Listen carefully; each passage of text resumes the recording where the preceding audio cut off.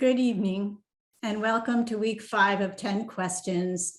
If not now, when?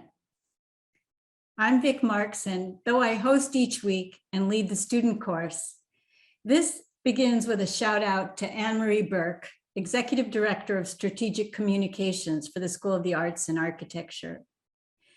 Anne-Marie Burke is my collaborator, which means that these Monday evening gatherings are the realization of our shared commitment to bringing extraordinary makers and thinkers together, you all among them, to tangle with and also untangle critical questions in our lives. It's my pleasure and joy to work with Anne-Marie on 10 questions, where 1 + 1 always equals 3, or 4, or 5. I just wanted to make sure you knew that though you don't see Anne-Marie, she's very much a part of each of our Monday evenings and our production team. The students who make up the 10 questions class are also working on collaborative projects each week, where we're hoping they'll discover an ethic of care and a space in which to take risks. My hope as their instructor is that they will experience the ability to achieve something with someone that they could never have done themselves. And that shared discovery becomes an enduring, valued outcome of their collective work.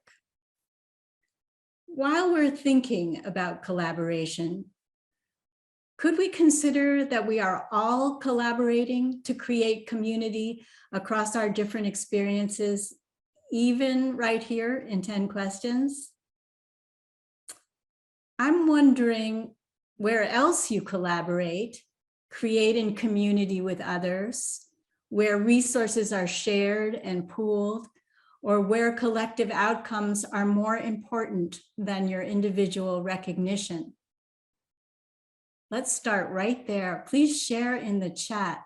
Where else do you collaborate besides by joining us at 10 questions?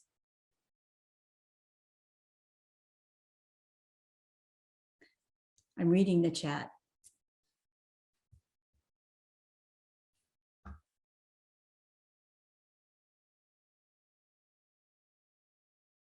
Yes, yes, yes, yes, yes.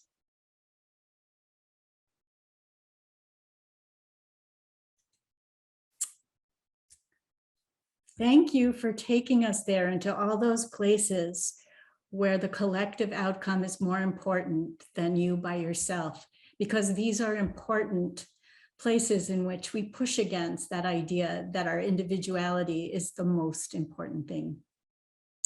This evening's question is, how do we heal? And why this question now? Well, just look at us. You, me, your friends, your families. We have a pandemic in which loved ones have been lost, a time in which many have lived in isolation and fear, exasperated by economic, social, political, and environmental precarity, a time in which fellow community members' skin color or immigrant status continues to heighten risk of discrimination and harm, where climate change is barreling towards an irreparable existential crisis, where social networking platforms are more interested in profit than in your well-being, and where the notion of truth is a political and movable feast, where you students and all of us are still supposed to succeed despite all these things. Well, how are you doing? No, really, how are you doing? We want to know. And if you're comfortable doing so, please take another moment in the chat to let us know how you're doing.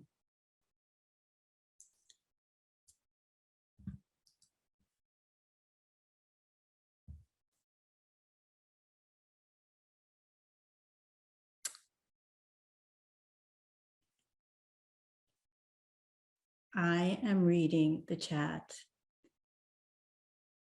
I thank you for sharing this with us.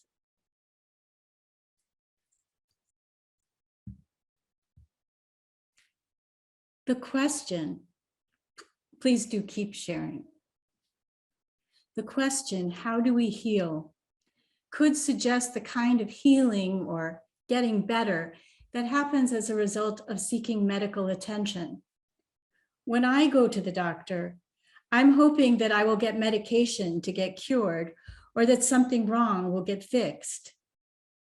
To me, that notion of healing is contingent on the idea that there is something physiologically broken or in need of repair.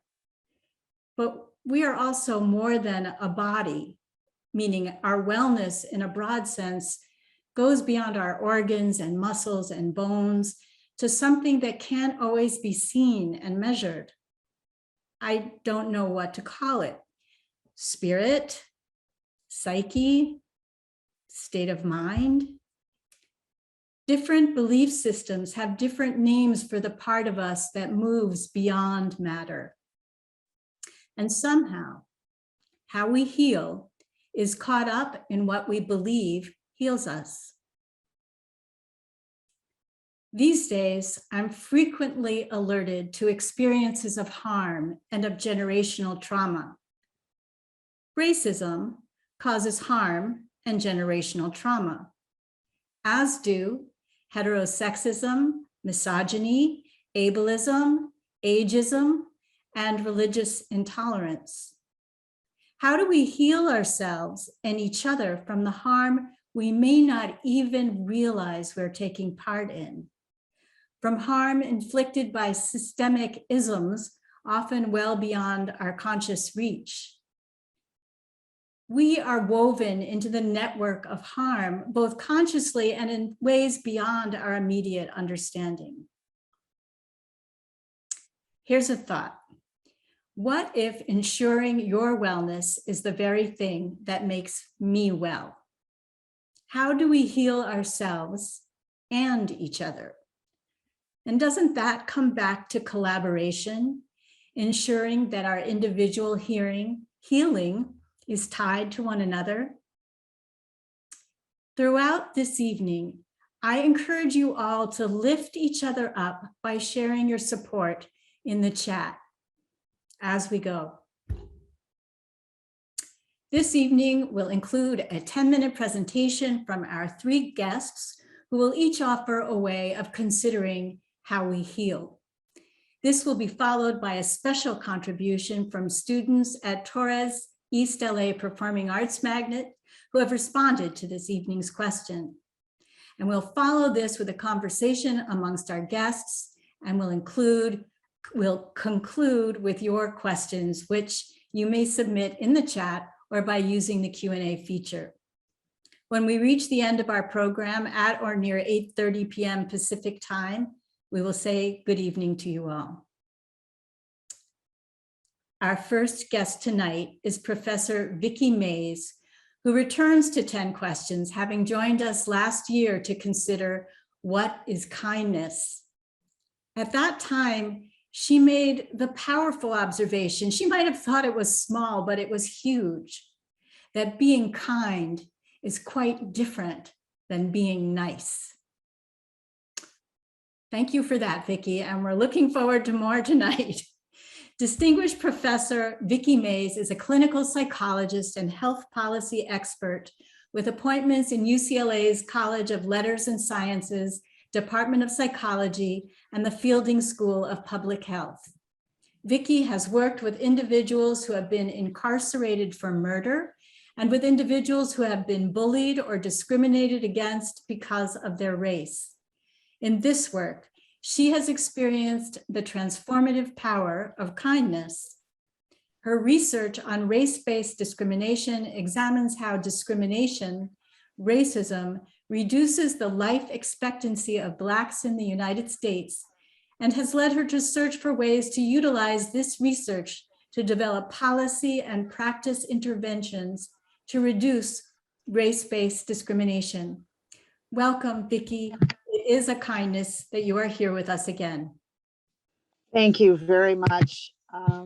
This feels very special to be able to be here again. So, and you know, I love being with our students to be able to talk about healing right now with our students is just a privilege, because as you know, it's something that I've been very concerned about. But what we're going to talk about tonight, at least what I'm going to talk about, is not healing of individuals, but I'm going to talk about healing of a group, of a population. And there are many ways that all of us can help. So I'm going to start with questions. I'm going to be much like Vic has 10 questions. I only have 2 tonight. So let me, just do that. So my first question that I want you to think about is, we know there's been a lot of racial reckoning in the United States, and we haven't had many legal victories. We haven't really been able to have verdicts of accountability. There was also COVID-19, in which Black lives did not matter as much as other lives. You saw how things rolled out very slowly that were specific to the Black community. And then in the midst of all of this, there is the psychological realities of not receiving care and treatment that really damages us. And the question is healing for Black Americans possible? Now, I don't want you to get down, because it is. So just hold on to hope. So it's hope and optimism I want you to hold on to, even though I posed that question. So what my next question is, what is necessary and what is required for healing that addresses those 3 areas of question 1, racial reckoning, COVID-19, and what we're in right now is, and I don't have to even tell you that because I saw your answers. So you, like us, are in the midst of this psychological epidemic where we're all struggling in terms of being distressed, where we're all struggling in terms of, social isolation. Even though we're there on campus, we haven't quite gotten back to our ability to be related human beings. So you're going to hear me talk about social connectedness a little later in this. So Vic really started us off right, because I wanted to make sure to say, what is healing? Healing is not the same as fixing. As we are presenting, you are going to get a sense of an Indigenous perspective, racial and ethnic minority perspective, not the typical Western perspective that you sometimes have in your education. So we come from cultures where healing is not fixing. Healing really is a lot of work. Healing is transformation. It is opportunity. It is opening up. And it's not fixing. So I just wanted to make sure we think about that. But the question that's frightening for me is, who is responsible for ensuring that Black America receives healing so that we can be made whole in this country? Now, some of us were very excited when we had a Black president, but that Black president had so many things to do. He couldn't be as Black as we all wanted him to be, and focusing on, Black America. I mean, the challenge to him was to focus on all of America. So I don't know what the answer to this question is. So that's why, knowing how great the UCLA students are, I'm going to share it with you and ask you to take the journey in terms of helping to make this happen. And is it even possible to heal? The answer is yes. So what does it mean to heal? How do we create healing for Black America? And one of the reasons I do slides, and I'm leaving them, is because there are things that you can go and look at afterwards. And much of this is here for you. There is at the Kellogg Foundation a project called Truth and Transformation. And really say, what is racial healing? It really means that as individuals, you undertake this process of racial healing and you move it along to communities and societies. It's not about you and I, but it's about learning skills to move into those larger communities. And so one has to really do their homework here, because it really is about, we start with the transformation as us to be able to be a we. And the reason that we want you to move this along is because we don't want this to be a movement. Racial healing has to be a movement, or else you will be worn down trying to do it by yourself. What does it mean? It means that you also, in racial healing, that you really investigate history so that it acknowledges what the past wrongs are. Because what you want to know is, what are the truths about people who are not like you? And what is the accountability bar that we should be holding people to? Very interesting thing that you can do is to learn about the history of apologies in the US and understand who's been apologized to and who hasn't. Often people joke about this notion of Black Americans asking about reparations, or when Spike Lee talks about his company, it's 40 acres and a mule. Those were things that were promised that never came about. And so I'm going to give you an example of accountability that is in higher education. What we don't realize is that the greatness of some of our campuses have been at the expense of others. We have very great medical schools in the United States, but what people don't realize is that how some of our medical schools got to be so great is they engaged in a process called night riders, where they would rob Black bodies from graves. And so they would advertise that they had cadavers and that you should come to their medical school because you would get to participate on a person, on a body. They also advertised to slave owners, if they had a sick slave, let us take them off your hands. And those became also subjects upon which individuals practice. This is a very proud picture. This is a university saying, look, if you come here, you will be able to practice on a cadaver. And we've yet to have repatriation. We've yet to have people try and understand the history of who was taken from those graves. This is what I mean about healing. We have to know the truths of the past. There have to be apologies. There has to be the opportunity for people to be connected in humanity, not in ask, but in humanity.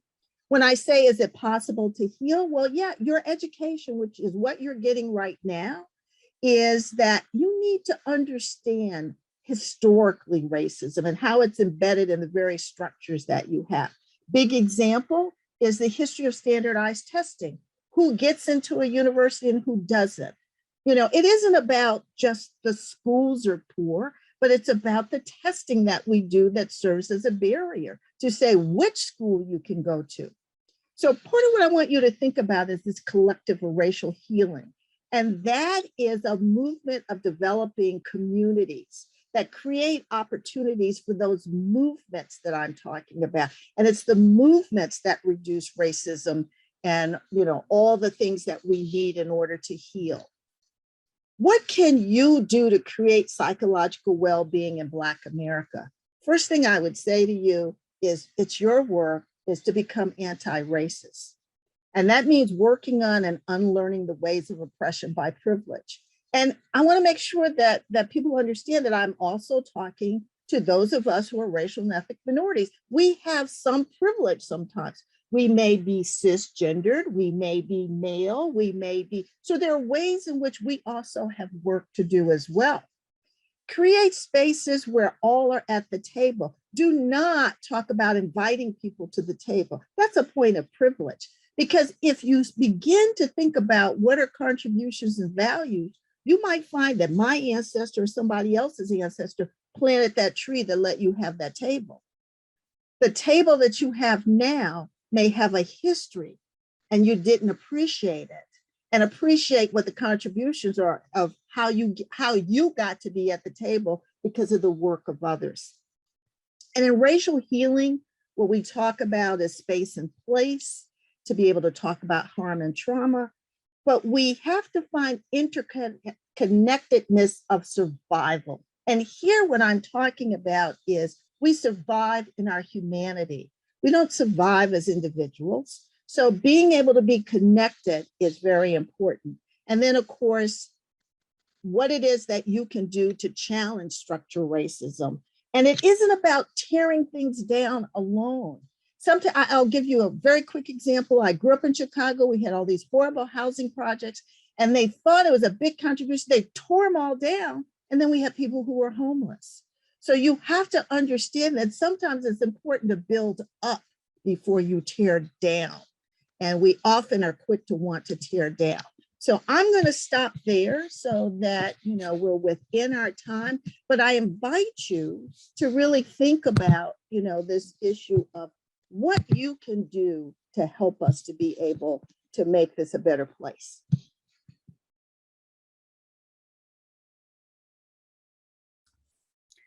Oh, Vickie, thank you for taking us off in the beginning with such a powerful charge and opportunity. I just before we move on, I just want to take a moment to take in some of the things you've said. This is work. This is about transformation. You said to us, it's not any one of us responsible on our own, but we need to be part of a movement, a collective. Maybe we could use that word collaboration again. We need to work with each other.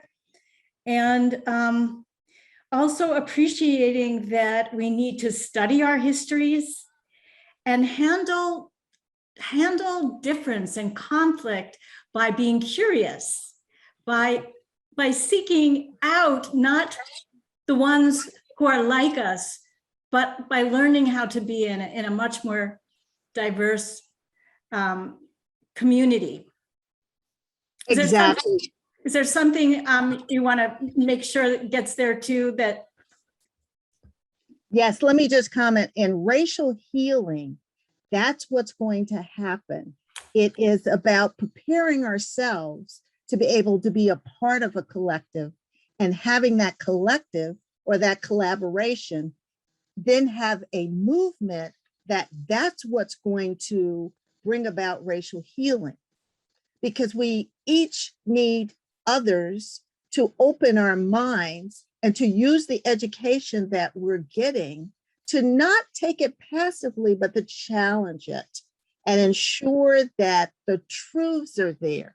Now my colleagues I love, but I will tell the students, sometimes you have to ask us to tell you truth, because otherwise we're doing the same thing of teaching you to do well on the GREs or the LSATs or the MCATs. Sometimes you have to shake us and say, but what else should I know? That is for me, the human, not me at the next step. Thank you so much, Vickie. And I'm also thinking that we have many, many international students here with us in this class. And so there's also, first of all, just learning about American history for one, and then also thinking about taking this thought about how people are marginalized and how we all need to reach out to one another to ensure that, that everyone can stand with dignity and respect. And I think that definitely I'm seeing that, especially for our international students, we hardly know one another, and there's a lot of work to do. I agree. Thank you again. So I'm going to introduce our next guest this evening, who is my colleague in the Department of World Arts and Cultures Dance, Professor David Delgado Shorter. Dr. David Delgado Shorter is an award-winning author and filmmaker and curator. His scholarly interests focuses on sexuality, performing geography, research methodologies, particularly ethnography, settler science, and the search for ET, extraterrestrial intelligence. In 2016, David became director of the Archive of Healing, a database of medicinal folklore from around the world. He's been certified as having been attuned to Gokui Kaden, the highest level of Gendai Reiki Ho, by Hiroshi Doi Sensei from Ashiya, Japan. Welcome, David. Thank you so much. It's such an honor to be in the company of both the organizers, the staff who've made this production possible, and of course the two co-presenters with me. I look forward to hearing the other two presentations. I did want to start out by saying that I'm Zooming to you from Van Nuys, and I'm a professor at UCLA, and both of those are on ancestral Tongva lands. And so I'd just like to start off with that slight land acknowledgement to place us and let us know the sort of space that we're in, that we're sharing knowledge. I'm going to go ahead and show some slides to start us off, and hopefully you can see those just fine. I was raised in the housing projects of a small rural town in southern New Mexico, partly in the home of my great-grandmother, actually, who was a sort of curandera or pakira, a type of healer, a woman who helped other women with their birthing processes. She taught me how to pay attention to dreams. She taught me a lot about plants as a child. And I want to see, you're not seeing them? Okay, I will go back to,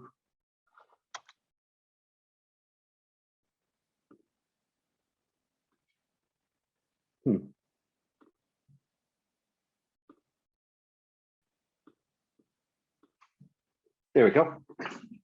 And so even though she was helping me understand a lot about plants and dreams and things like that, I ended up going to college where, like a lot of people, I had to realize how to make sense of that childhood education and the ways that I had learned from my great-grandmother, and this way of being a college student that was about positivism and objective-oriented thinking. It ended up actually that I had a chance to start doing work with an indigenous community in Northwest Mexico. And that's really the red box that you're seeing there. They have communities on both on the north side of the border and the south side of the border. I worked inside the southern side of the community. And in that part of the UMA community, people still lived in mud thatched houses. They had electrical outlets, maybe 1 or 2 per house. Very few people had vehicles. And what's really important about this community to keep in mind here is that this community was about 45 minutes to an hour from the nearest health center or clinic. And so it's really important to know that this community, while I'm working with them from the 90s to early 2000s, they still rely on very traditional forms of healing. And I had spent most of my PhD and actually even master's degree research trying to understand different UMA or Yaqui concepts of healing. And the two I'm going to really talk about are Morea, which is the type of power itself, and the sort of people who exercise Morea or have Morea, called Moriakame. And I wrote an article about this, and it's inside the World of Indigenous North America. It's a very academic article. It handles sexuality, decolonization, the power of healing. And this talk today is the opposite of that talk. This is one of the first opportunities I've really taken to give you a personal story about that research. See, I had been working with the community for about 15 years, and then I had realized that there weren't that many Moriakame in the community. And then someone told me, we have one now. And he's inside this remote village farther away from the bigger cities, and that I could go meet him. Now, the only thing I had known about these Moriakame is that from a 1934 ethnography is that they tended to demonstrate cross-gendered practices. So men would dress like women, or women would dress like men. And I had heard stories that they were primarily not heterosexual and primarily not monogamous. Those are actually particular phrasings that I'm using that you can go to that article and see why I'm phrasing it that way. But I did go to this remote village to meet him, and I wanted to see, who he was. And here comes this man walking out from behind his house wearing a skirt and women's earrings, and his hair's up in a bun. And I was really quite interested to work with this person. I made a formal request in a traditional style in both UMA and Spanish to live with him, to study his healing practices. During that formal address, he and a couple other men said that they saw an older woman appear above my head. And she actually made a request to them that they listen to my request and say yes.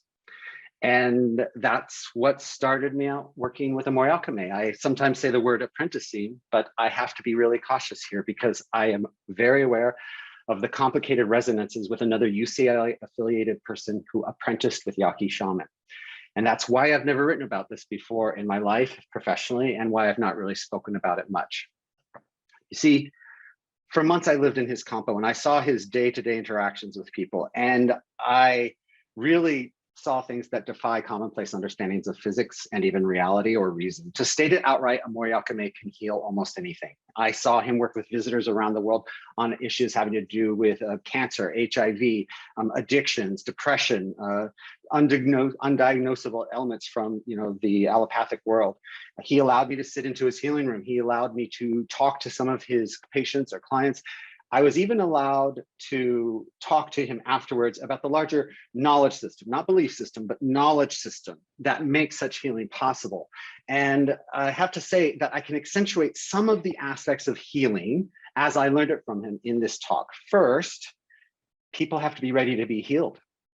And I do not mean in a sort of like, let me erase that passive voice, be healed. Healing is a process in which a person must do the work, as Vickie says. A healer can help somebody materialize the next steps, but the actual healing is a dynamic initialized internally within the actual person. The healer assists by putting the patient inside a narrative of healing, but the person must not only see themselves as the subject, but perhaps even the author of that narrative.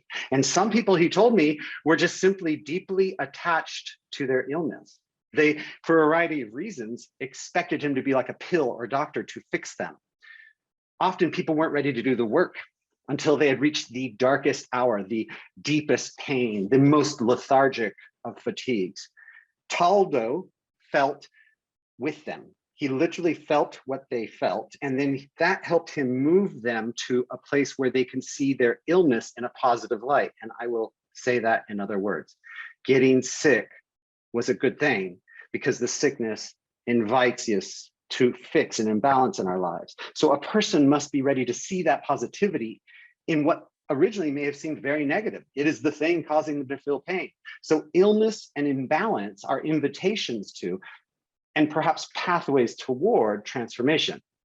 Third, the work involved deep emotional excavation and feeling. And I know feelings and expressions get really, you might want to say, degraded inside the social scientific world. But by emotional, I mean weeping, sobbing, yelling, snot dripping from your nose kind of feeling, unmediated by the brain's desire to look composed. So we might not be ready to feel that deeply, but neglecting trauma is causing trauma. So healing spaces, they must feel safe, which is not necessarily how I think of fluorescent lights and marble floors and chairs that keep us separated from the person who went to the hospital with us or stopping us from laying down. That's what we see in doctors' offices in the United States. I saw in various cases the importance of the healer narrativizing, storing, essentially helping people understand why bad things happen in the world, using sometimes religious concepts or stories, the story of science, which helps people feel like they're in power or in control. I saw the importance of ceremony, performance, ritual. These help materialize the ephemeral aspects of human suffering. So to diagnose the causes of our illnesses, I saw Taldo create a space with touch, voice. He would align his breathing with them. He would ask them questions about how they're dreaming, about their sex life, about how their relationships are with plants and animals. And I can tell you, my UCLA doctor has never asked me any of those things. So which brings me to my last understanding I want to share. Healing, as I saw it in that mud-thatched house, it has no business model. I saw Taldo accept bracelets, tortillas. Here was this very powerful person and he was barely scraping by. When he had extra money, he would help foster kids that were abandoned or domestic abuse survivors. Unlike the current pharmaceutically driven system in the United States, Taldo didn't sell people anything. He never told them they had to come back. He seemed actually like he wasn't interested in just treating their symptoms. His job, as he saw it, was just to have them leave better than when they came. And payment was what they felt like they could afford. One day, Taldo came to me and he said, "Okay, I'm done. You should pack up and leave." That was pretty uncomfortable. He said, "Get all your stuff in your car. There was no more that I can do on you." And I said, "Well, I think you meant for me." And he said, "No, you were here just like the others to continue healing." He was demonstrating something to me that he taught me before, which is that people who work with energy have to be really clear about boundary maintenance. And he was done with me. He then performed this logic-defying ceremony that I can't really go into quickly. And as I was packing, he started telling me things that I had never told him.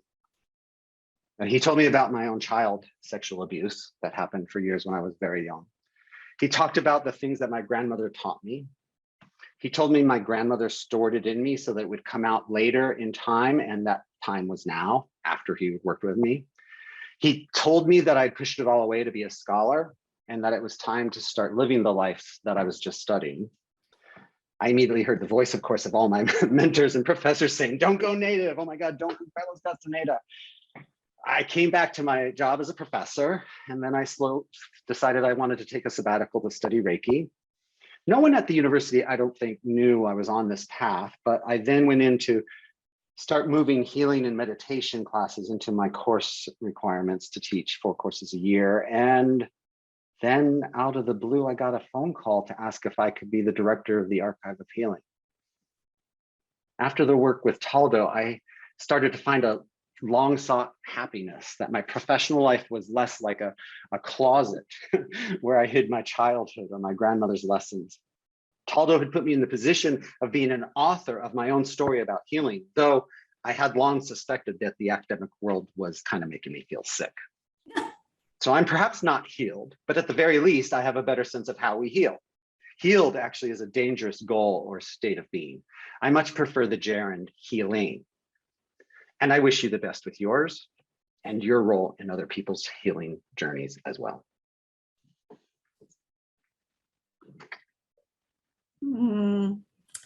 Well, thank you, David.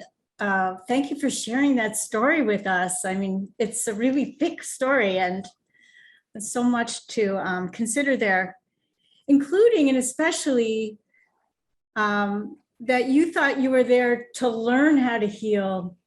And in fact, it took you that time to realize you were there to heal, and that wasn't necessarily a contradiction, that somehow, as you were saying, right, that you needed to do the work to heal yourself. And he, I guess, or they, the Moriakame, saw that you had at least made that first step into that work. Yeah, he identifies as he, his gender is he. He actually said, in response to that, I said, oh, you know, you're saying that becoming a professor was a mistake. And he said, no, just the opposite. You haven't learned yet. It's the same story.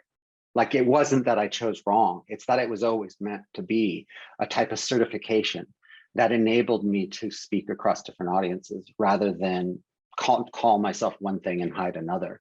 So it was really about coming of age, you might want to say, and that I think he was telling me that people's healing journeys, sometimes they're even unconscious of.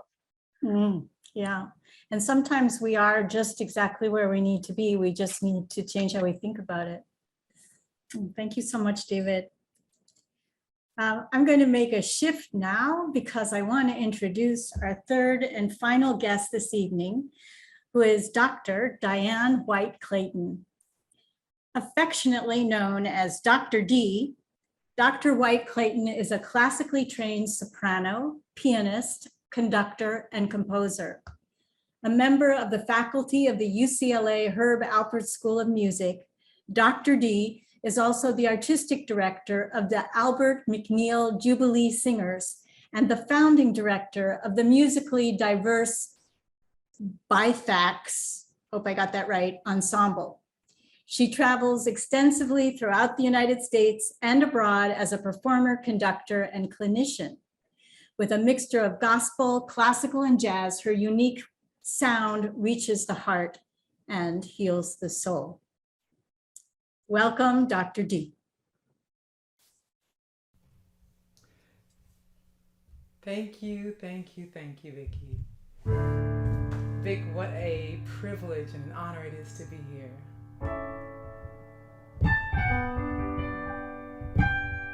I'm going to start with one way that I heal, and that is to sing to God. What shall I do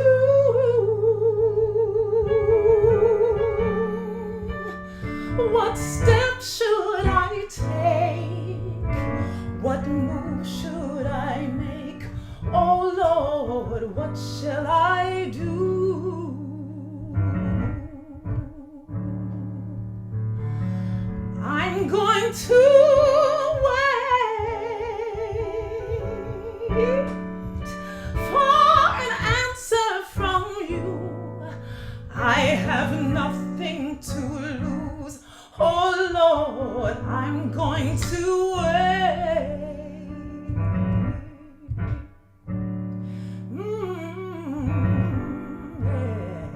Yes. I know you come through with a blessing for me. Please, Lord, set my soul free. Oh Lord, I know you come through.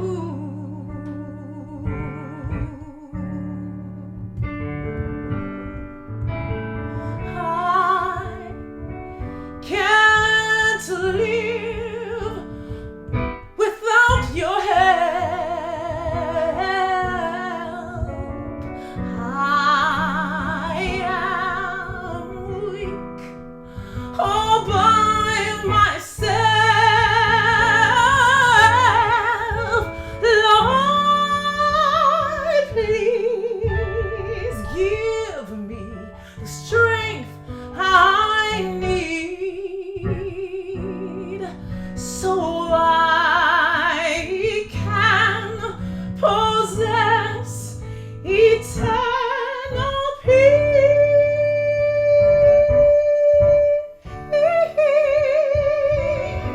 I need your peace, Lord. Need your peace. Tell me, what shall I do?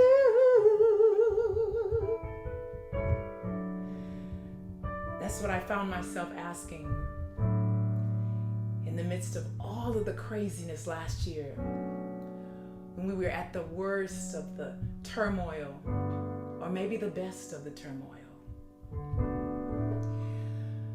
When I was seeing things that seemed like they were old footage from 10, 20, 30, 40, 50 years prior.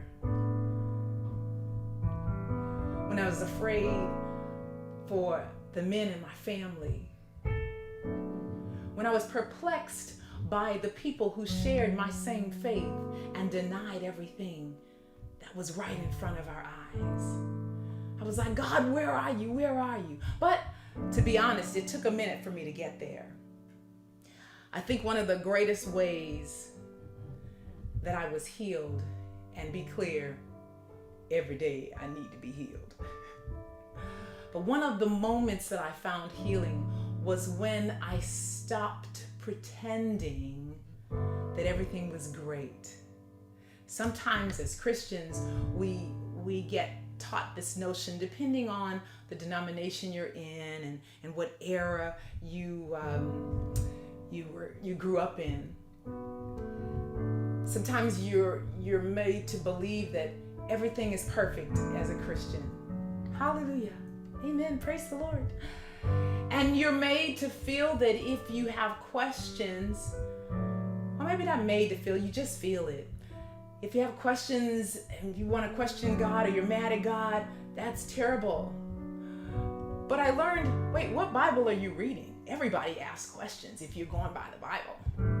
Jesus on the cross was like, Father, why hast thou forsaken me? Moses, Abraham, Mary, Deborah, so many people asked questions. You can't get answers unless you ask questions. So I realized I had to just get real and just pull off all of the masks and say, God, why? It's been so long that we've struggled. Why? It's been, the pain is so deep, I can't talk. I can't breathe. I can't breathe. There's a knee on my neck and a knee on the neck of so many chocolate people and so many vanilla people who feel this pain, and we're just tired. So how do we heal? We start off by being real. I meet a lot of people that have issues with God. They're just like, well, I don't understand. And I always ask, well, have you ever asked? That doesn't mean you're gonna get a perfect answer and everything's gonna be all of a sudden hunky-dory.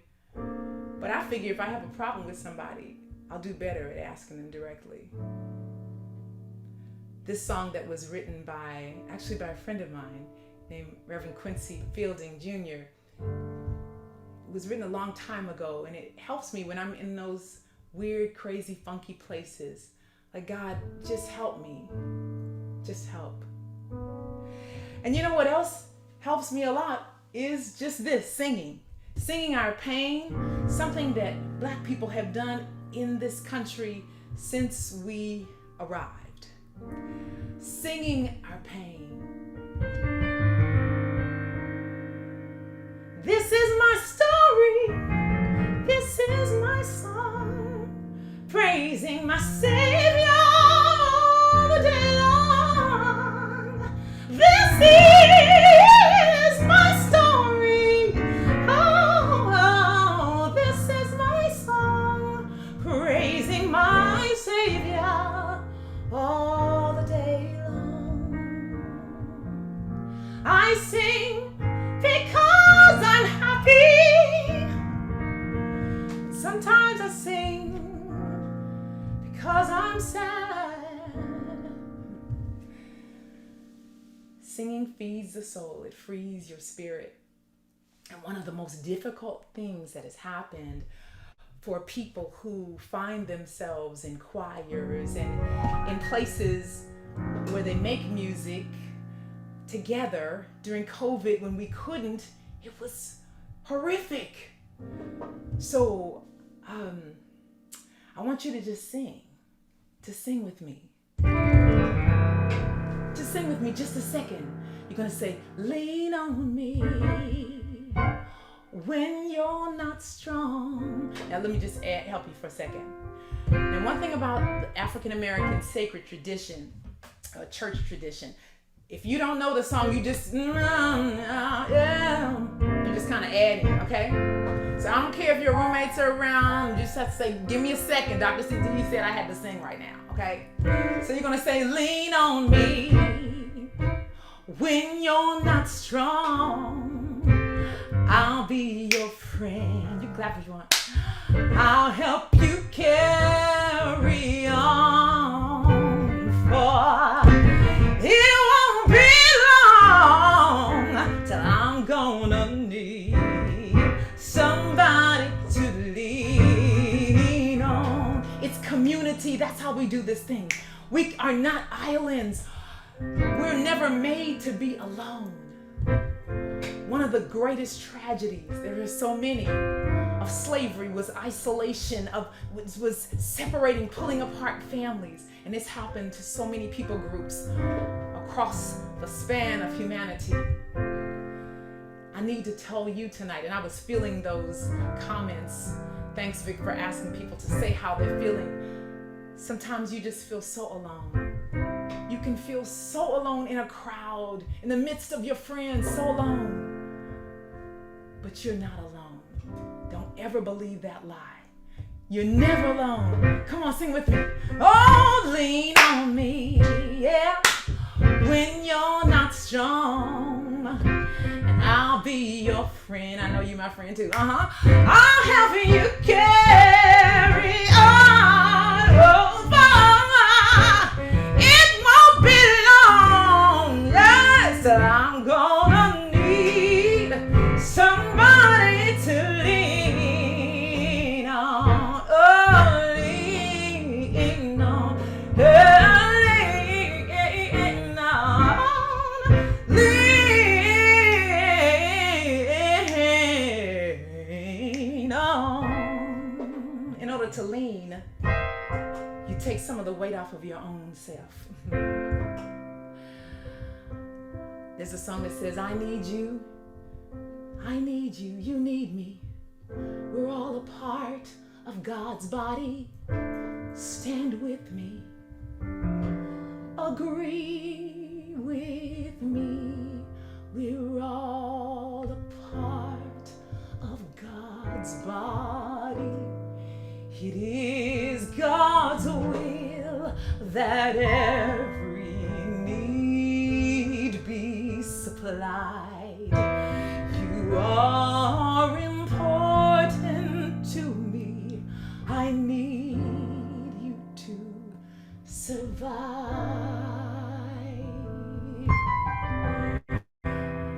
You are important to me. We need each other to survive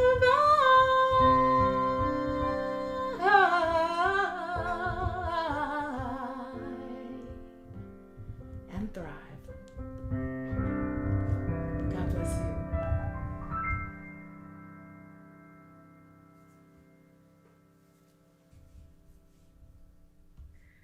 Oh, Dr. D, that was amazing. I feel like if I speak to you now, I should sing my response. Sing it, Vic. Come on, sing it, girl. Yes. Well, I was singing a moment ago.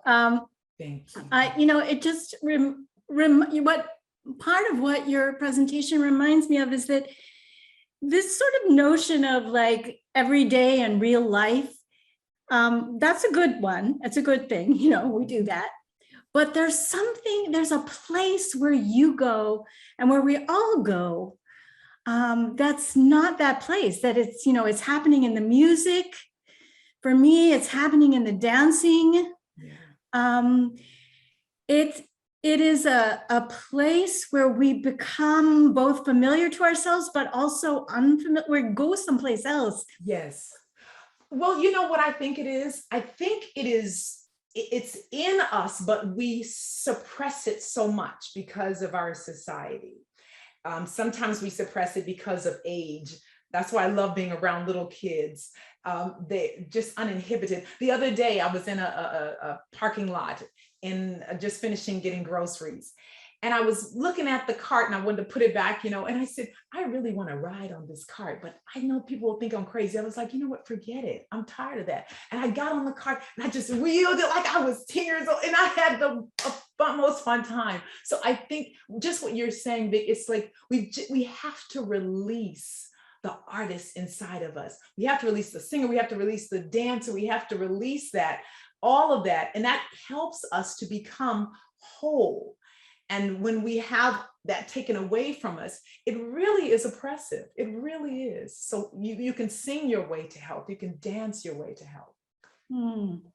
Thank you so much for that. I feel thrilled. I feel delighted. I feel the ecstasy of that. And I think you're right. It comes from like living life artfully, like jumping into those places. Please. And I must say, do not ever discount or do not ever categorize yourself as I'm a singer, I'm not a singer, I'm a dancer, I'm not a dancer. You don't have to be doing it professionally. I'm just talking about our God-given call to exercise our bodies to be free.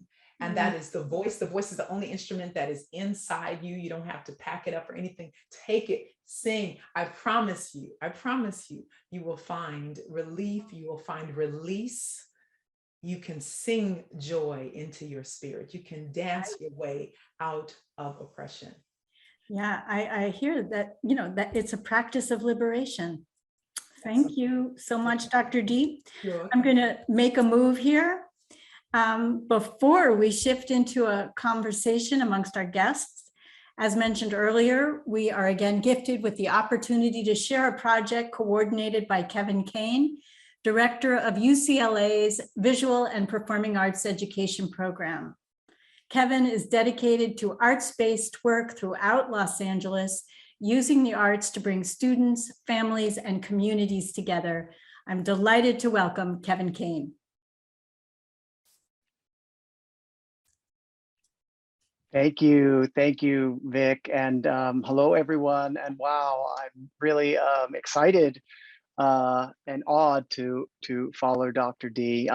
Once again, it's my pleasure to represent Vapa with you all tonight, and my great honor to introduce everyone to another very special school community, the Torres East LA Performing Arts Magnet, fondly referred to as ILAPA often. Located deep in the heart of East LA, beyond downtown, situated between the 10, the 60, and the 710 freeways. In keeping with tonight's conversation and reiterating some of the ideas of our esteemed panelists, tonight's creative offering are from high schoolers, and it's their response to how music and poetry could be a tool for healing. So I think an amazing segue from what we just witnessed and experienced. It's an important moment for these students, and I must say an extra special honor to follow the uplifting and true musical message that you just offered, Dr. D. According to Torres Ilapa principal Carolyn McKnight, the school-wide community of Ilapa has experienced a disproportionate amount of loss and grief throughout the pandemic. And gathering as a community for support and inspiration was, unfortunately impossible. And of course, learning the arts, practicing and performing, that was entirely remote for these students. No one got off easy, I'm certain of that, but perhaps no art form was as difficult to teach on the Zoom platform as instrumental or choral music. Just keeping the students signed in, getting them signed in, cameras on, being heard, hearing each other, making music on key, in tempo, all of those things proved to be a daily plight for music educators. And without music and poetry as a creative outlet, many Ilapa students shared that they lost an immediate and important connection to each other. So over a year and a half of their high school years without a crucial outlet to help them process and express their fears and worries, as well as their extraordinary perseverance and community spirit. Principal McKnight shared with me an email. So this is a quote I'm going to read. "The truth is our school community and our student body have always faced more loss and socioeconomic challenges than most other LAUSD schools. The resilience of our students has always been one of their greatest strengths and one of the things I'm most proud of about this community of learners. Our music program has traditionally been a lifeline for our students and a primary way for them to connect and share. Finally, hearing their voices and having their songs sung live once again is bringing joy and hope to the entire campus." End quote. Thank you, Carolyn. And so together, again, the Torres Ilapa students are singing, moving from isolated solo a cappella voices to the full choir. Mandatory mask wearing may be slightly muffling their sound, but it's not drowning them out. Their voices and harmonies are once again reverberating across their campus and now across the city to us. It's my pleasure to introduce the Torres Ilapa Bella Voce and upscale show choirs. Some of those singers are with us here tonight in the webinar. Congratulations, singers. It was such a pleasure working with you on this project and spending time on your campus. Also, enormous gratitude to two outstanding arts educators from the school. Music teacher, Melissa Rios, I saw you in the room tonight. Tech theater teacher, Mr. Daniel Guzman, who I also think is with us, along with Principal McKnight. Without you all, obviously tonight's partnership with 10 Questions would not have been possible. And finally, a big thank you to Vapa program assistant Tigran Narcissian for once again helping me to shoot and edit this work. Your work is beautiful. Thank you so much, Tigran. And so without further delay, let's play Ilapa's video.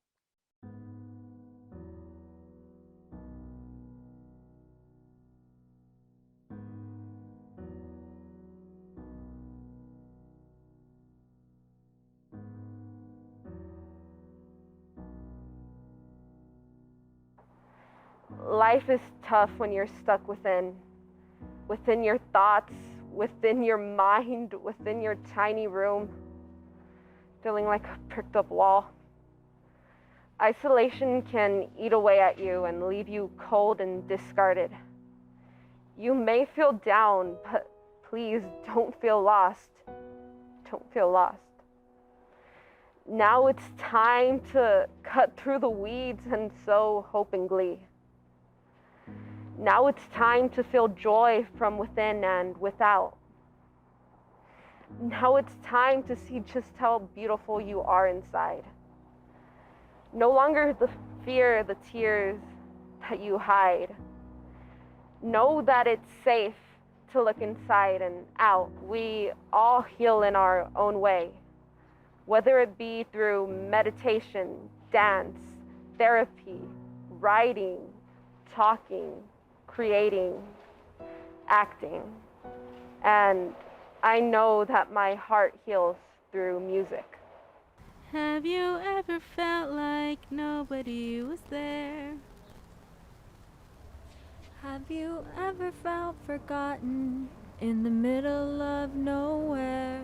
Have you ever felt like you could disappear? Like you could fall and no one would hear?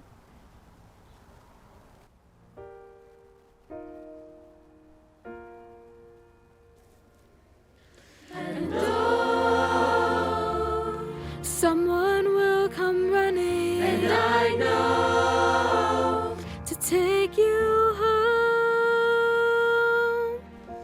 Even when the dark comes crashing through, when you need a friend to carry you, and when you're broken on the ground, you will be found. So let the sun come streaming in, 'cause you reach up and you'll rise again.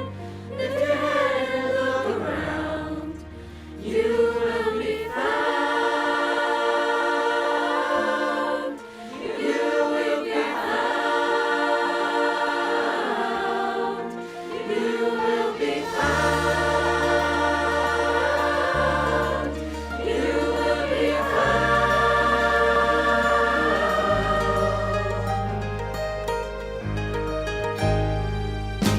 out of the shadows, the morning is breaking, and all is new, all is new. Filling up the empty, and suddenly I see that all is new, all is new. You are not alone, you are not alone, you are not alone, you are not alone, you are not alone, you are not alone, you are not alone. Even when the dark comes crashing through, when you need a friend to carry you, and when you're broken on the ground, you will be found. 'Cause you reach up and you'll rise again, if you only look around. You will be found. You will be found. You will be found. You will be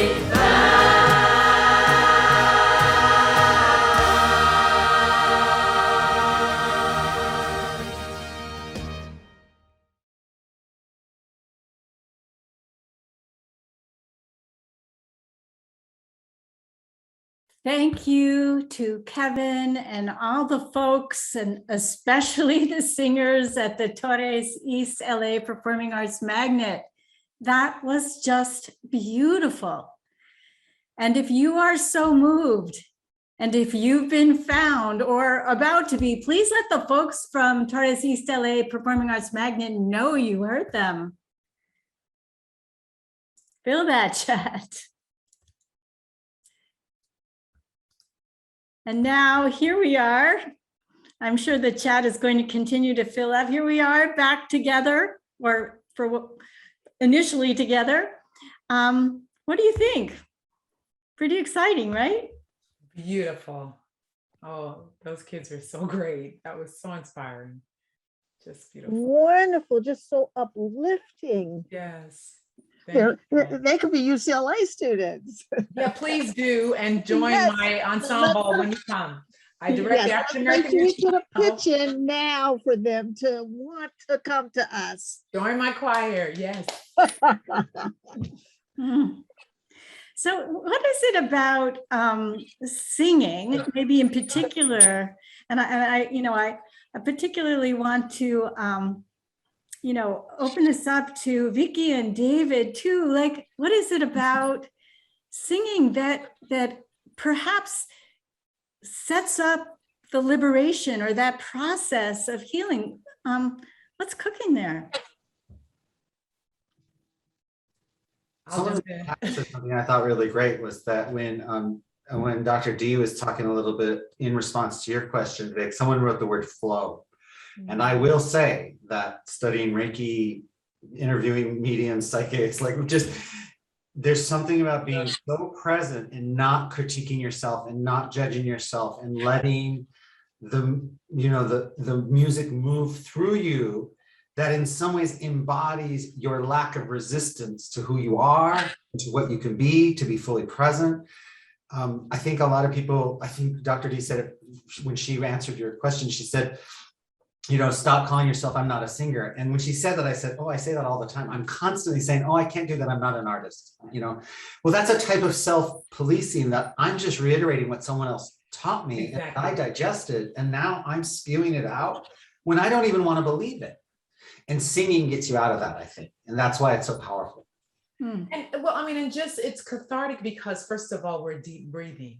So many times we feel better when we're singing for various reasons, but on a practical level, you can't sing without breathing, and you are singing you're singing a note, right? So it's like, it's the same as deep breathing, except now you add what happens in music, and music is vibration, and it's breaking up things spiritually that are kind of locked in. So just really powerful. Yeah, and singing also is very soothing in terms of your brain. And sometimes we don't realize it, is that the people who are some of the greatest healers can actually, with their chanting, with their singing, actually put us in a trance. And part of even when you're chanting, you put yourself in a place where the brain is allowed to get you to a very restful state. It really causes you to, from a physiological standpoint, for the brain to be able to get some rest, for it to be able to be in a joyful place. So, so singing is something that is just wonderful. See, I don't have the problem, David, that you have. My friends try and censor me. I'll sing in a minute and know I can't carry a tune 2 places, but it's what it helps me to feel like. And don't let it be a bad day. It's like I'm gonna sing it out. And I think that's, I know we're talking a lot about music today, but I'm thinking that that's so much a part of dancing, and that I think so many liberation movements, including Black Lives Matter right now, that part of the action is to say, my body will not be made still. I will be moved, and I will dance in spite of, and to express power and agency in this world. So, I feel like it ties back into right where you started us off, Vickie, with thinking about how do we heal, and part of the collaboration and the movement is doing these things together. It's very interesting because when people were out and we were all just very worried about COVID, it is interesting because the research data that was collected said that for Black Americans, their level of depression was higher. And during the time after George Floyd, where people took to the streets, there was a hopefulness that lifted for just a short amount of time, that lifted that depression.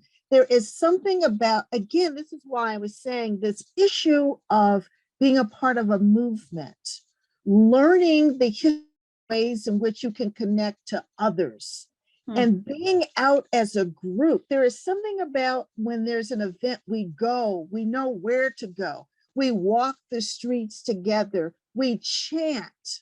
So there's music and then there's sound, and hearing the person next to you saying, Black Lives Matter, it lifts you up. So it's healing. It's very healing. Sometimes only for a short amount of time. And if it's a true movement and not a moment, there's a hopefulness and optimism that you get. I've always thought it was really interesting when I got to UCLA to see how world arts and cultures had this stream of activism that it focuses on and that it works on, but it's also performance studies. And then you realize action, acting, performance, there's a catharsis that we get to release socially and individually when we get to be part of something larger than ourselves. And the ceremony, the ritual, the actual movement is an actual corporeal response to the oppression, to the trauma of our ancestors, to feeling subjugated. And I think that what happened during COVID is we were seeing a type of, not to get totally anthropological, but when the social justice movements were taking place, I was talking to people who, I might consider fairly privileged in LA terms, and they were really excited to get out there because they felt like they needed it so badly for themselves, and yet they felt like they were policing themselves to take part of this. Wait a minute, is this for me? It was like, am I supposed to be at a woman's march? That sort of thing. And I was like, yes, it's for you. It's for all of us to get out there and show the numbers. We had to also just get out of our homes. It was a very interesting thing, sociologically speaking. And I think it is exactly what you're talking about, Vic, with the idea of being socially involved, gets us out of our individuality as well. Yes. So just, on the other side of things that, it sounds like, well, let's just sing, let's just dance, let's move together. But what stops us from healing? At the beginning of this evening, so many voices here in this virtual room were not well. And I don't mean to turn this into only an individual thing, but why are we not singing, for example, or dancing, or moving towards one another in ways that we need to? What is stopping us from this work?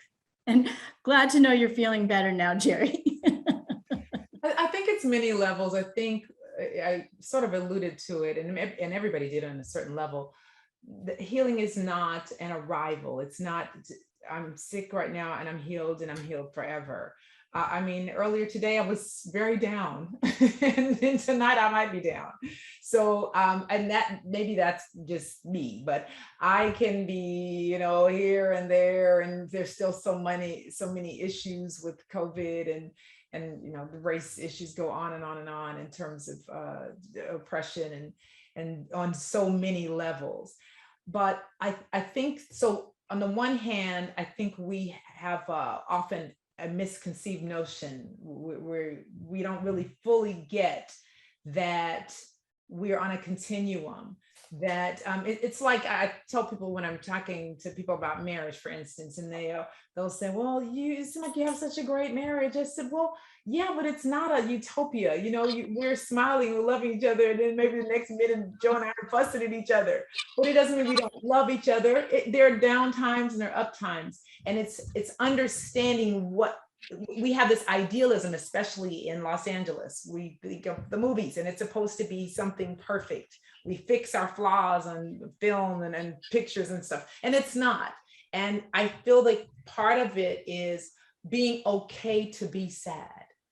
It's a time to grieve, and grieving is not, okay, you're sad, but it's going to be better. No, it's you're grieving, and grieving is healing. Jesus said the words, blessed are they that mourn, for they shall be comforted. And you don't get comfort unless you mourn. So be sad and own it. Be depressed and own that, because that's more of humanity is stronger than.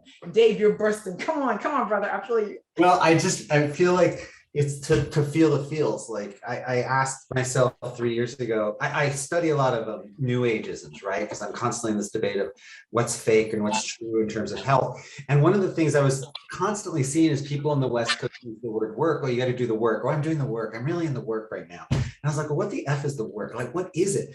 And that's why I accentuated the third thing on my list.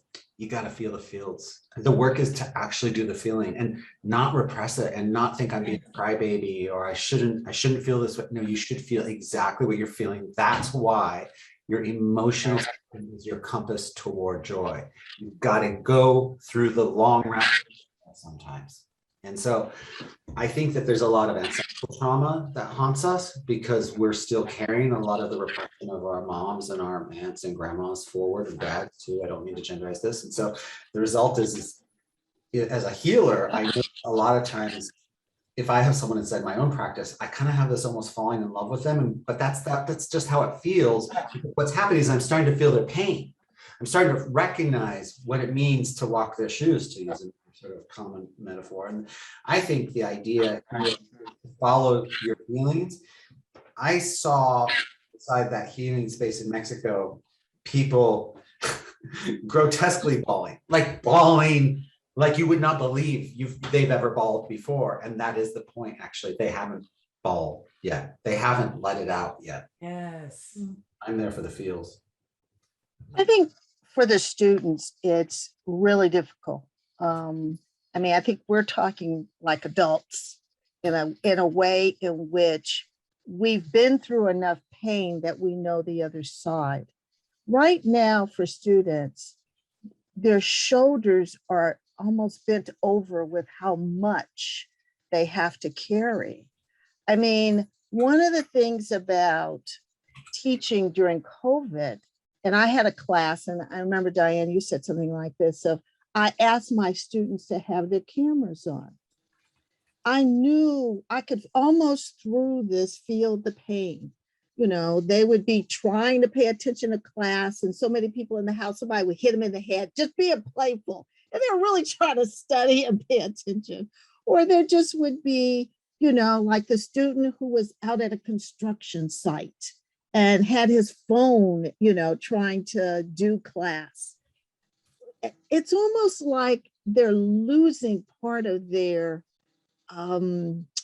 it's not innocence, but the carefreeness that we said, oh, if you're in college, you're supposed to be, you know, drinking and partying.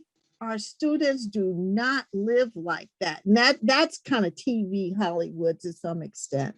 So, you know, I'm just hoping that what today does is tells them that, you know, there is hope. Yes. It is hard.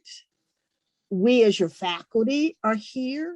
You know, we will ask the university to step up for you, but that I just think it's hard for them in just many ways. I mean, one person even said they don't have the space. Once we bring them and we stack them 3 to a room, it's like, my God, you don't even have a corner to go off in and like look sad and depressed. Then you go in the hallway and I mean, it's like they can't find a corner anymore, kind of thing. So I think it's really hard on them right now. I couldn't agree more. Sorry, go ahead, Vic. Oh, okay. I just, you know, there's 2 things I want to follow up on, and I really want to encourage our students to begin to filter us some of your questions, because this really is an opportunity for us together. But the other was that the one point, but the other point that I wanted to emphasize was that I think we're moving into talking about individual pain and healing, but I want to hold on to also the ways in which what we or you are feeling as an individual is also part of systemic issues. And you know, and there's not like one thing that happened to you and now you need to heal. We're looking at inbuilt structures that cause harm, and I want us to be thinking about not only ourselves, which is important, but also the ways in which we are participating in something. And I saw in the chat, someone had left a message saying it's hard to find a safe space, because I had asked, what's stopping us? If the safe space is something that, and I'm going to say you, and I'm not talking to Dee and Vickie and David, but you, all of us create. Otherwise, the control of that space goes to someone else. That's right. So let's think about that. And now I really want to make this shift to our students. We really want to hear from you and all of the rest of our guests. Please put your questions or thoughts into the chat or via the Q&A feature. Yes, we have some questions, I see. All right. So I'm seeing an early question came from a student who said, we were told that in order It went away. That in order to heal, we need to be prepared. And how do we even know if we're prepared? It's a great question. What does it mean to be prepared? And do you ever know? Maybe I'm going to jump in and do a little bit of that because I kind of alluded to that. And that is by working. It's like when you're prepared, it means you will begin. You make a commitment. You stick with it. You work through it. So prepared is taking the first step. And, and I'm really going to be a psychologist here and say, there can be many first steps. I don't even consider if you take the first step and don't do something, well, okay, that was that time. Let's do the first step again. Yeah. So I don't think about it as you didn't get to where you needed to be the first time, and therefore it was a failure, but it was like different time, different first step. And you will find whether you're going to take 10 steps or not. That question disappeared because I answered it, and I got kind of close, not as eloquent as Dr. Mays, but I essentially said prepared and then doing it when it comes, two different things. Prepared makes it almost seem like you're predicting it. I think healing happens not because you predicted it, but that when it happens, you show up and you're fully present in the flow, which is, I think, the connection to musicality and performance again. So I think it's really well answered. And I think also to connect it to Vic's comment, I feel oftentimes as an educator that it's very easy if I'm teaching something anthropologically, if I'm teaching something about, like, I teach classes about social justice in terms of healing in the medical profession, 100 years ago, that's one thing. But when you're talking about students, when you're talking with students about colonialism, about oppression, and they're living it, and they're in a colonial structure, then it's like, Audre Lorde is just in your ear every day. Like, how can I use this system to help what this system is causing? The only way that you can do it is to get fairly meta, and for me, at least as an educator, and create a space where they can talk about that. They can talk about how the teaching itself is challenging, or the institution is making it difficult, or my teaching is problematic. Like, let's have that conversation. Let me just make a slight shift, a little turn of the dial. The environment, healing the environment. How can we hold that inside of this larger frame of thinking about healing structurally, individually? How can we start to think about our role? Do we feel like we have a role in maintaining this planet? Is that healing? I think it is. It's very overwhelming. I will say it is overwhelming, especially in a time when we're talking about the need for healing, and we see and feel the need for healing on so many levels. And just to be honest, it's certainly not at all an environmentalist, but definitely somebody who's sensitive towards the needs of our environment. It feels so overwhelming. And there are times when I just feel like I'm like, that's how I feel. So that's really just to put that out there. And Leah says in the chat, she says, we are the planet. So when we're talking about healing ourselves, aren't we also talking about everything around us? Love that. And it really is understanding environment, not as just something where it's the weather or smoke, but the environment. It's like, if we take what Leah says, we are the planet. We're a part of that. It is as simple as, the ways in which we clutter or declutter, the ways in which, there's just so many ways to think about what does the environment mean. See, when you do health disparities work, you start to think about environment very differently. It isn't that I have to worry about the environment. The environment is my zip code. The environment is my house, my apartment, my store, in terms of what it does and doesn't sell me. So when we start to talk about the environment and taking care of the environment, it means that the corner store is part of the environment, that you want them to change and you work to change. And that change may be at the ballot box in terms of the way we do taxes. There's just lots of ways to think about like what is really environment. And some people are looking for it to be just carbon neutrality. But as a health disparities researcher, I know that it's when I walk down the street and the sidewalks are cracked because of the trees, that the older people in my neighborhood are afraid to walk. Well, I can get on the phone and start yelling about that to help them walk. That's my environment. It's horrible to say this, but we're closing in on the whatever it is, half hour. And I want to, I saw this question, how do we know where to start with our healing? And I think that this was spoken to a little bit, just about, starting anywhere. Right, I think that's what was spoken. And also another question came forward. These are such beautiful questions. I'm just going to say them and you all can just respond because I want you to have an opportunity to tie this up. What do you, panelists, do every day that contributes to your healing? And another question is, how can I heal if I still have a lot of resentment?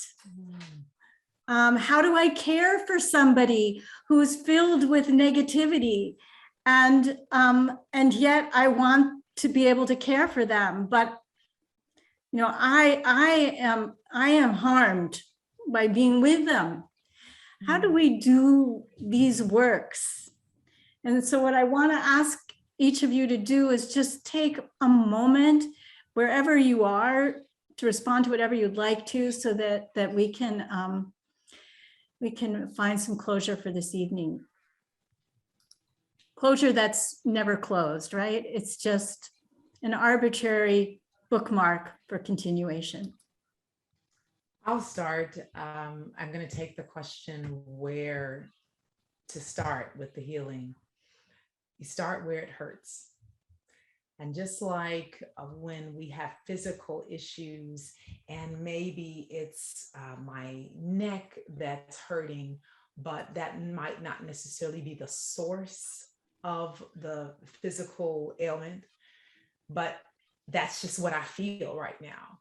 So I would say wherever the hurt is, start there, sit with it, talk to people, do therapy. I had many therapists and God bless them all. I'm probably still alive because of them. Find those safe places, non-toxic places. Sometimes our circles are toxic and we don't even realize it. They're adding to the hurt. But that safe place, great, but then get it into another space and just see how different it is when you're in that space with people you don't normally hang with. So all of those things, but I would say just start little. And what you said, Vic, earlier, it's just, you start, I'm sorry, Vickie, I think you said that you start today and then you start again tomorrow and you start again the next day. I think for me, it's about learning how to have joy in the midst of pain. And what it is that I've learned little things. I can sit in the middle of the most boring lecture and I know how to have a little bit of joy, but pay attention. I've taught myself how to be joyful and I like it. And I honest with you, it's something I learned and it is something I like. So it's like when that negative person is there, learn how to be in another space. Oh yeah, I heard you. It's like, can you answer, but go back to your space and just, balance it with a little bit of joy. What I'm telling you is not easy, but if you can master it, it's wonderful. I can be just as blissful in the most worst place and then get up and go. Excuse me, I sometimes stutter. A variation of that would be one that I do. I spent a lot of years as a practicing Buddhist, and I still teach meditation classes, and Tonglen is a very compassionate way of feeling that if you're feeling resentment, that's okay, because that's how you're feeling. And so it starts with you, compassion with yourself, and then you breathe it outward, so that if you can have compassion for yourself, then you can have compassion for your elderly parent who has seen a lot of stuff, and you're their caretaker now. So you're like a parent. And you gotta, what did you want as a kid? Whether you got it or not, what did you want as a kid? Understanding. That's that sense of compassion, and sitting and breathing it and starting internally and then breathing out to everyone is a practice that has been with me since I learned it at age 23. And I think every day I ask myself, how am I feeling? Oh, I'm feeling like a real jerk because I really hate, and that's okay to feel that, because that's what you're feeling. Now that you know you're okay, can you see how they might be okay? And start embodying that. So.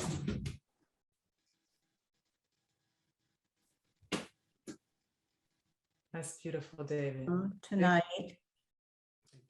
Did I interrupt you? No, we just weren't hearing you. You were mute, but I knew you were saying something powerful. Oh, you know why? That's because Alexa went off in my kitchen. Uh-oh. Anyway, a little more information than you needed. But thank you all for this extraordinary evening. And I think that another thing I feel like we keep coming back to is, is the folks from the students in the high school. You are not alone. I think it was Vicky's message, the sense in which we are part of something, we belong to one another, collaboration. I think we have been there many times this evening. So I want to thank you all for being here with us tonight to consider how we heal. And this concludes this evening's program. We hope you'll join us again next week for, well, students, you better. How do we fail? And spoiler alert, failing has got a bad rap. So hold room for failure. Next week, same time, new link. And to learn more about the entire series, we have recordings of every previous week. Or to RSVP, please visit arts.ucla.edu/10questions. Thank you all.